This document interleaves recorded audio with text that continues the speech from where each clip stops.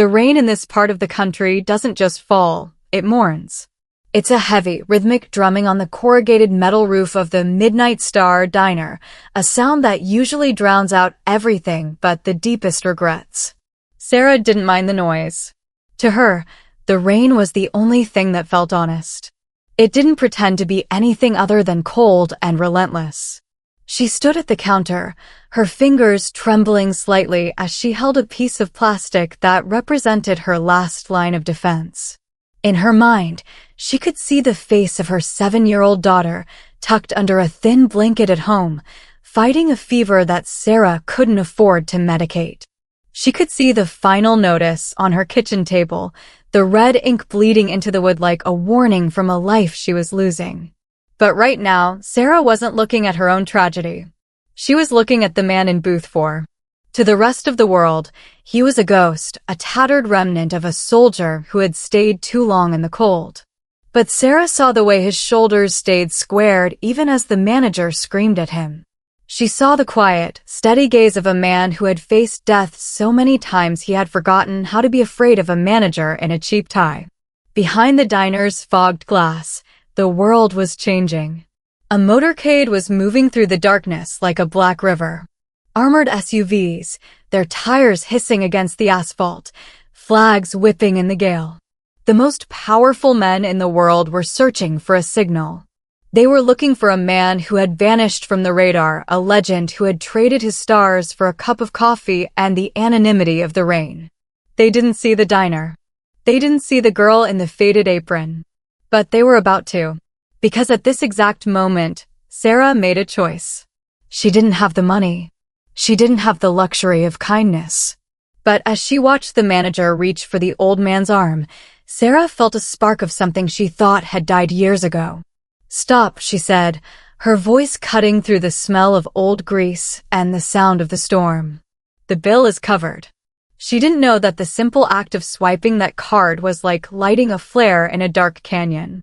She didn't know that thousands of miles away, in a secure room under the Pentagon, a screen was about to flash red. She didn't know that she had just sent a signal that would shake the foundations of the country. They called her just a waitress. But by tomorrow morning, they would call her the woman who saved a general. To understand the signal, you have to understand the silence that came before it. Sarah's life was measured in 8-hour increments of exhaustion. The Midnight Star was a place where time went to die. It was a haven for truckers who were too tired to keep driving and locals who were too lonely to go home. Sarah had been here for 6 years. 6 years of refilling coffee cups and wiping down Formica tables that always felt sticky no matter how much she scrubbed. Her uniform was a shade of blue that didn't exist in nature anymore, faded by 1,000 wash cycles and the harsh fluorescent lights of the kitchen. She wasn't always this woman. There was a time when Sarah had dreams that didn't involve tips. She had studied, she had planned, she had believed that life was a ladder. But life, she quickly learned, is often more like a treadmill. You run until your lungs burn, and when you stop, you're in the exact same place you started. Tonight was worse than usual. Every time she moved, the final notice in her pocket felt like a hot coal against her hip. $450. That was the magic number. It was the difference between having a front door with a lock and being on the street. She had counted her tips 3 times during her break, hoping the math would change. It never did. The diner was nearly empty, save for the hum of the refrigerator and the distant sizzle of the grill. The smell of burnt coffee hung heavy in the air, a scent that Sarah knew would stay in her hair and skin long after she got home. She looked at her reflection in the stainless steel of the soda fountain. Her eyes were dark, shadowed by a fatigue that sleep couldn't fix. It was the look of someone who had been told no by life so many times they had stopped asking questions. She thought about her daughter's smile, the only thing that kept the darkness at bay. She thought about the scholarship she'd had to give up, the career that never started, and the husband who had walked out when the reality of for per became too real. She felt invisible. That was the hardest part. In a room full of people, Sarah was just a delivery system for caffeine and eggs. She was a background character in everyone else's story. But as she gripped the edge of the counter, she felt a strange pull toward the window. She looked out into the blackness, watching the rain wash away the grime of the parking lot. She felt as though the world was holding its breath. She didn't know it yet, but her invisibility was about to end. The weight of that apron, the weight of those bills, the weight of her entire struggling life, it was all leading to a single moment of friction. And out of that friction, a fire was about to start. He didn't walk into the diner so much as he drifted into it, a shadow detaching itself from the midnight rain. He took the booth furthest from the door, booth 4, where the light from the overhead fixture flickered with a rhythmic, dying hum.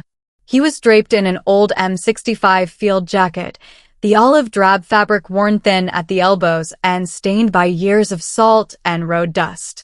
To the casual observer, he was just another piece of human wreckage washed up by the storm. But Sarah wasn't a casual observer. Years of waiting tables had given her a doctorate in human behavior. She saw the way he sat, spine perfectly straight, feet planted firmly on the cracked linoleum. He didn't slouch like a man who had given up. He sat like a man who was on guard, even in his sleep. His hands, weathered and mapped with scars, were folded neatly on the table. He didn't reach for a menu. He didn't look at the clock. He simply stared at the salt shaker as if it held the secrets of the universe. When Sarah approached him with the coffee pot, she expected the smell of cheap liquor or the sour tang of the streets. Instead, she smelled something that stopped her heart for a beat: gun oil and starched cotton. It was a clean, sharp scent that didn't belong on a drifter. She poured his coffee, the dark liquid steaming in the cold air. "Cream or sugar?" she asked softly. He looked up then, and Sarah felt a physical jolt. His eyes weren't the clouded, defeated eyes of the homeless. They were a piercing, glacial blue, filled with a terrifyingly clear intelligence. For a second, she felt like she was being scanned, not by a man, but by a radar system. Then, the intensity vanished, replaced by a weary kindness. "Just black, thank you," he replied. His voice was a low rumble, the sound of heavy stones grinding together at the bottom of a river.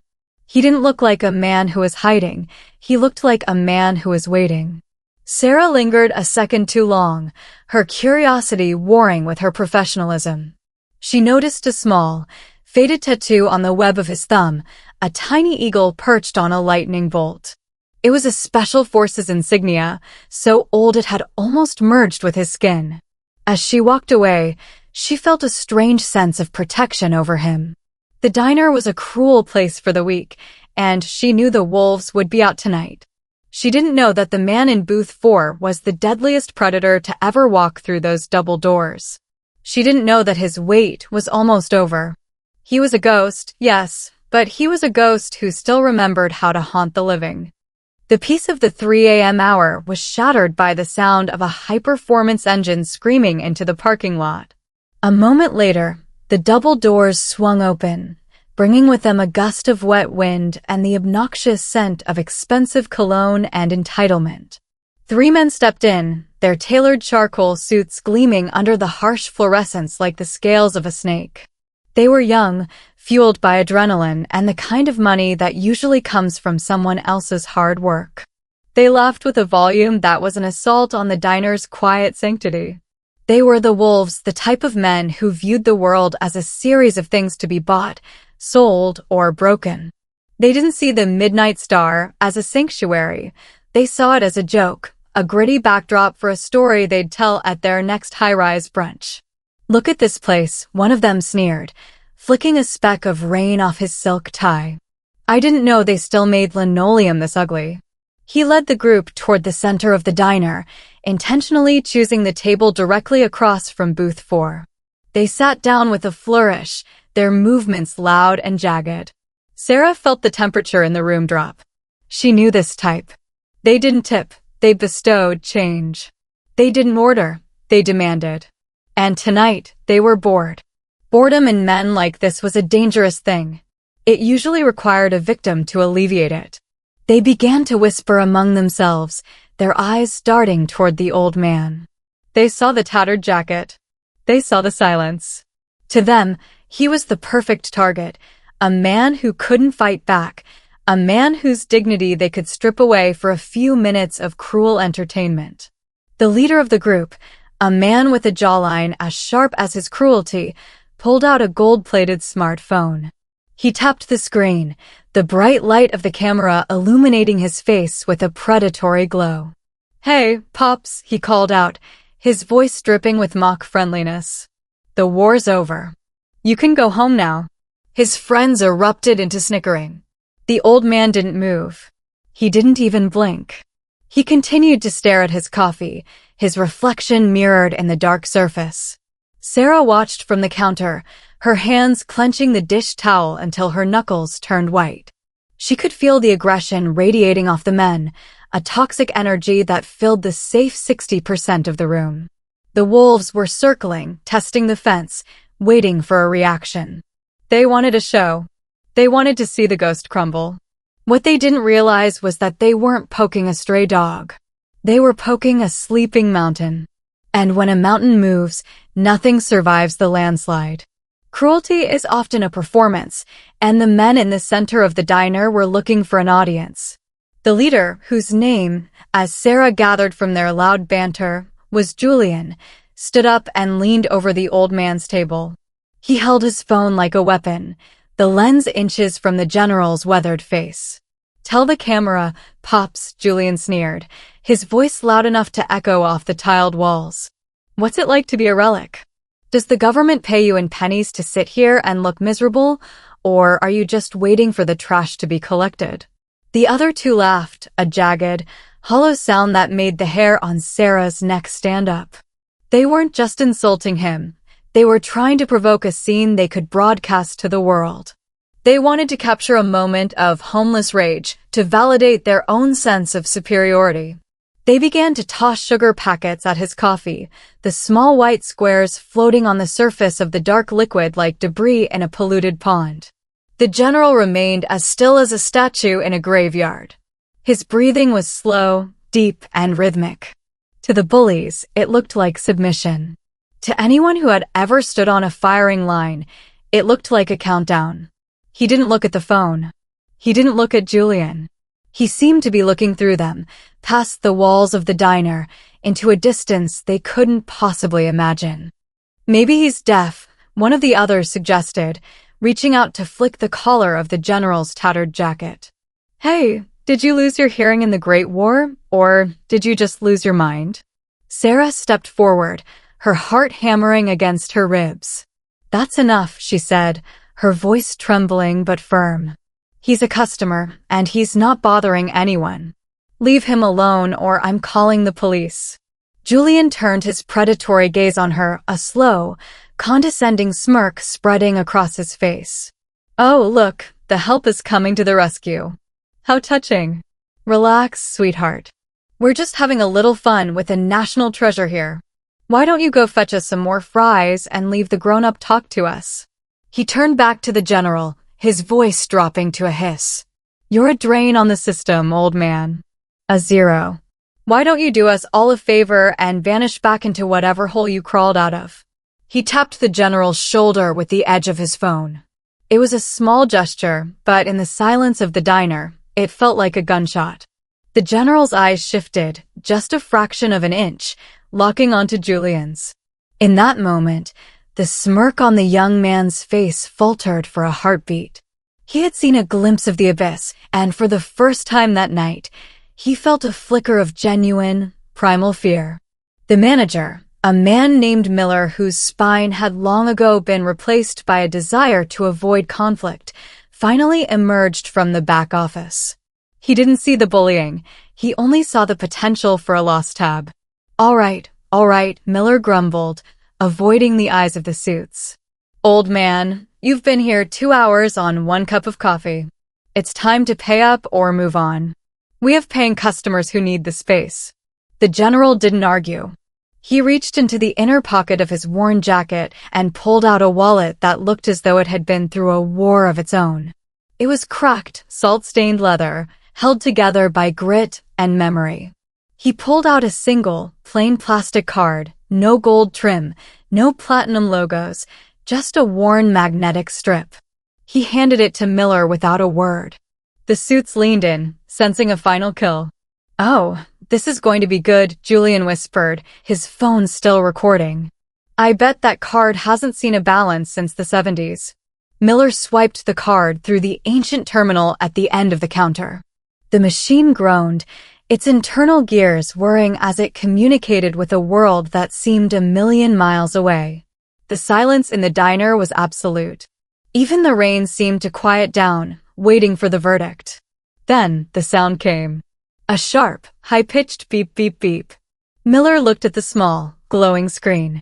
"Declined," he said, his voice flat and unforgiving. He swiped it again, more aggressively this time. The result was the same. "Declined" flashed in bright, angry red letters across the display. Well, Julian barked, slapping the table. "A hero and a deadbeat. What a surprise. Hey Miller, what do you do with bums who try to steal from you? Do you call the cops, or do you make them wash dishes until their hands bleed?" The general stared at the card. A look of profound, weary confusion crossed his face. He wasn't embarrassed, he was perplexed. He didn't know that 3 time zones away, a security protocol had been triggered by his sudden reappearance in the system, freezing his assets for his own protection. To the room, he just looked like a man whose luck had finally run out. I don't understand," the general murmured, his voice cracking for the first time. "I do," Miller said, reaching for the phone on the wall. "I don't run a charity, and I don't care about your stories. You can't pay, you're out. And maybe a night in the local lockup will teach you not to waste my time." Sarah watched the general's hand as it rested on the counter. It was shaking. Not from fear, but from the sheer weight of the humiliation. The wolves were howling now, their laughter filling the room, drowning out the soul of a man who had given everything for a country that was currently telling him he wasn't worth the price of a cup of coffee. The laughter of the men in suits was a physical weight in the room, a jagged sound that seemed to vibrate the very glass of the pie display. Miller had the phone receiver halfway to his ear, his finger hovering over the dial. The general stood there, his head bowed slightly, a titan humbled not by an enemy, but by a computer error and a lack of empathy. "Wait," Sarah's voice rang out. It wasn't loud, but it had the clarity of a bell in a storm. She walked toward the register, her hand moving toward the pocket of her apron. She could feel the crinkle of the final notice bill against her palm, a reminder that every cent she possessed was already spoken for. She thought of her daughter's medicine. She thought of the looming threat of the street. Then, she looked at the general. He looked up at her, and for a fleeting second, the ghost vanished. She saw a man who had held the line so others wouldn't have to, and she realized that if she didn't hold the line for him now, she would lose more than just her apartment. She would lose her soul. She pulled out her own debit card, a bright, cheap blue plastic card with her name printed in fading letters. She slid it across the counter toward Miller. "I'm paying for him," she said. "And I'm paying for their meal, too." The laughter stopped abruptly. Julian's face twisted into a mask of confusion. "You're what? You're going to pay for us? Sweetheart, you can't even afford a better haircut. What are you playing at?" "I'm paying so you'll leave," Sarah said, her voice growing stronger. "I'm paying because you've forgotten what it means to be a human being, and I don't want your money in this diner. I want you out. Now." Miller looked from Sarah to the suits, then back to the card. He didn't care whose money it was, as long as the register balanced. He swiped Sarah's card. The machine whirred and then beep. Approved. The silence that followed was suffocating. Sarah took the receipt, signed it with a steady hand, and then looked Julian directly in the eye. "Your debt is settled. You have no reason to be here anymore. Get out." Julian opened his mouth to retort, but the look in Sarah's eyes, a fierce, maternal protective fire, actually made him step back. He tucked his gold-plated phone away, his face flushed with a mixture of anger and embarrassment. "Fine," he spat. Keep your grease-trap diner. Let's go, guys. This place gives me the creeps anyway. As the door swung shut behind them, the silence in the diner returned, but it was different now. It was heavy with the gravity of what had just happened. Sarah turned to the general. He was looking at her with an expression that made her breath hitch. It wasn't just gratitude, it was a deep, soul-shattering recognition. You shouldn't have done that, Sarah, he whispered. He had seen her name tag. You have your own battles to fight. We all do, sir, she replied, her voice soft. But nobody should have to fight them alone at 3 a.m. He reached out, his weathered hand hovering over hers for a second. A signal has been sent, he said, his voice regaining that low, rhythmic rumble. And believe me, Sarah, it has been received. The rest of the shift passed in a blur of mechanical motion. Sarah scrubbed the tables until her arms ached, avoiding the gaze of Miller, who seemed annoyed that his drama had been resolved so quietly. The general had stayed for another 20 minutes, sipping his coffee in a silence that felt like a prayer. When he left, he didn't say goodbye. He simply nodded once, a sharp, military gesture that felt more significant than any speech. At 6 a.m., the sun was a faint, gray promise behind a wall of clouds. Sarah clocked out, the final notice in her pocket now a definitive reality. By paying that bill, she had effectively signed her own eviction notice. But as she stepped out into the damp morning air, she didn't feel the panic she expected. The rain had slowed to a fine mist that hung over the city like a veil. She opened her small, battered umbrella and began the 2-mile walk to her apartment. The streets were nearly empty, the occasional car hissing by on the wet asphalt. The city lights were still flickering, creating a soft bouquet of amber and blue in the hazy distance. She felt exhausted, her legs heavy and her mind spinning, yet there was a strange peace settled in her chest. She thought about her daughter waking up soon. She would have to tell her they were moving, though she didn't know where. She would have to figure out how to stretch $5 into a week of groceries. But as she walked, she noticed things she usually missed. The way the mist clung to the trees. The sound of a distant train whistle. The feeling of being alive in a world that was vast and unpredictable. She felt as though she had stepped off the treadmill and onto a path. She didn't know where it led, but for the first time in years, she wasn't just running in place.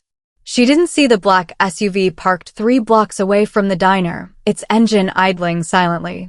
She didn't see the man in the passenger seat adjusted a headset, his eyes fixed on a glowing tablet screen. Target is clear, the man whispered into his collar. Signal confirmed. The asset has been protected by a civilian. Identifying now. Copy that, a voice crackled back, a voice that sounded like it came from a room filled with high-tech equipment and the weight of nations. Maintain distance. The general is transitioning. Initiate the dawn protocol. Sarah turned the corner onto her street, her mind on a cup of tea and a few hours of sleep. She had no idea that behind her, the gears of the world were turning with a ferocity that was about to change her life forever. She was just a waitress walking home in the rain. But in the eyes of the most powerful men on earth, she was the only person who had stood her ground when it mattered most. The next morning didn't arrive with the usual soft gray light of a coastal dawn.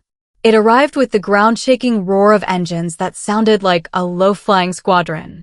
In the diner, Miller was barely awake, nursing a hangover and a bad mood, when he saw the first reflection of light, not from the sun, but from a wall of polished black steel.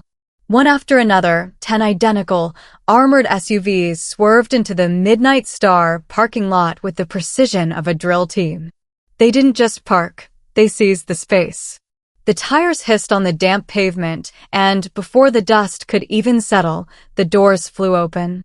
Men in dark suits and tactical vests, with earpieces glinting like jewels, took up positions around the perimeter. They stood with their backs to the diner, eyes scanning the horizon, hands resting near their hips. The town of Oakhaven stopped. Passers-by on the sidewalk froze. A delivery truck driver pulled over and stared, his mouth agape. It looked like a full-scale invasion, But there was no violence, only a terrifying, absolute authority. The local police cruiser that usually patrolled the block took one look at the federal plates and the Thorn Group insignias and kept driving. Inside the diner, the wolves from the night before were back for breakfast, though their swagger had been replaced by a pale, sweating silence. Julian sat frozen with a fork halfway to his mouth, watching the Secret Service agents secure the glass doors. He looked at the SUVs, then at his own sports car, which now looked like a toy. He realized, with a sinking feeling in his gut, that the world he thought he owned was much, much larger than his father's bank account. Miller was trembling so hard the coffee pot he was holding rattled against the counter. What is this?" he stammered, his eyes darting toward the agents who had just entered the building. They didn't answer him. They didn't even look at him. They fanned out, checking the kitchen, the bathrooms, and the storage closets with clinical efficiency. "The site is secure," one of the agents said into a wrist mic. Then, the rear door of the center SUV opened. The air in the diner seemed to get thinner. The atmosphere changed from suspense to reverence. Every head turned toward the parking lot as a man stepped out. He was tall, his presence filling the empty space of the morning with a weight that felt like gravity itself. He wasn't wearing a tattered jacket anymore. He was wearing the history of a nation. He walked through the double doors of the Midnight Star not as a ghost, but as the storm. The man who had sat in booth 4 for 3 days, invisible and mocked, was gone. Standing there was General Elias Thorne, his army combat uniform crisp and decorated with rows of ribbons that told the story of 40 years of service. On his shoulders, 4 silver stars caught the harsh fluorescent light, gleaming with a cold, hard fire. The transformation was absolute. His posture was no longer that of a man weary of the world, it was that of a man who commanded it. His blue eyes, which Sarah had seen filled with a tired kindness, were now sharp enough to cut glass. He stood in the center 60% of the diner, his hands clasped behind his back, looking at the room as if it were a battlefield he had just conquered. The silence was so heavy it felt like it would break the floorboards. Miller was practically cowering behind the soda fountain. The kitchen staff peered through the order window, their eyes wide with disbelief. This was the man they had discussed calling the police on? This was the man they had treated like a nuisance? The general's gaze swept the room, eventually landing on the table where Julian and his friends sat.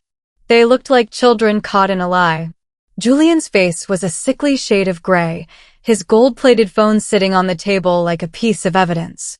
The general didn't say a word to them, but the way his eyes lingered on Julian for a single, cold second was more terrifying than any verbal threat.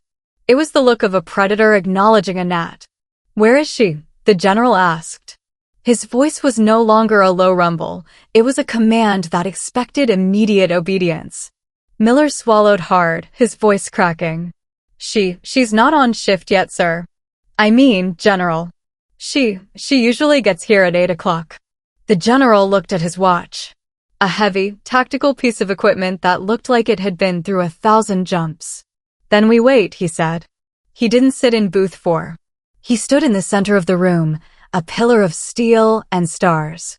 He didn't have to explain why his card had been declined. He didn't have to explain where he had been. His presence was the only explanation required. He was a man who had been out in the cold to see who was still worth fighting for.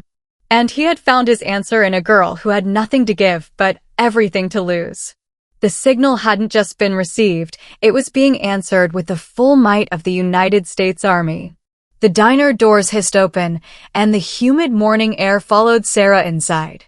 She was 5 minutes early, her eyes tired, her mind already calculating the hours she'd need to work to find a deposit for a new apartment. She stopped mid-step, her breath catching in her throat.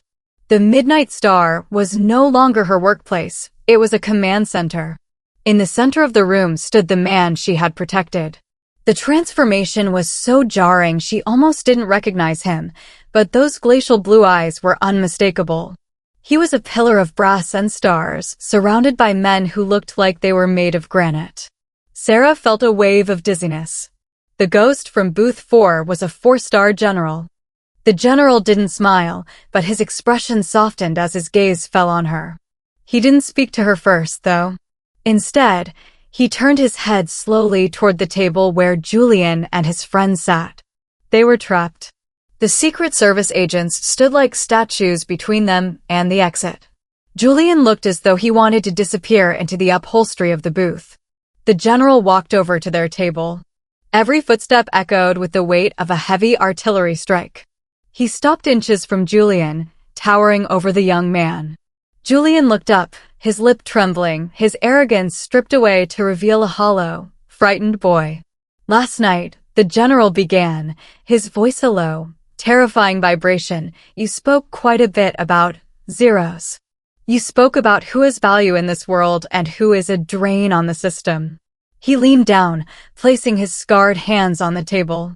In my world, value isn't measured by the cut of your suit or the balance of your father's bank account. It is measured by what you do when you think no one is watching. It is measured by courage. He picked up Julian's gold-plated phone. Julian didn't move a muscle. The general looked at the screen, then set it back down.